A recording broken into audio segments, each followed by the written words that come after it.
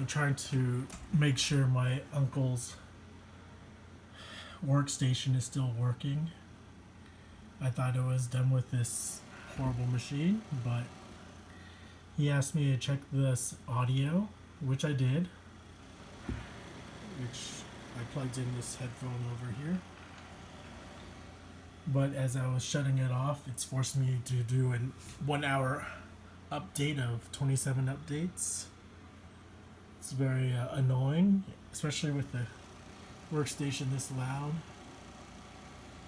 I had suggested that he buy a used desktop to replace this 2006 workstation, but he actually wanted me to fix it or sell it.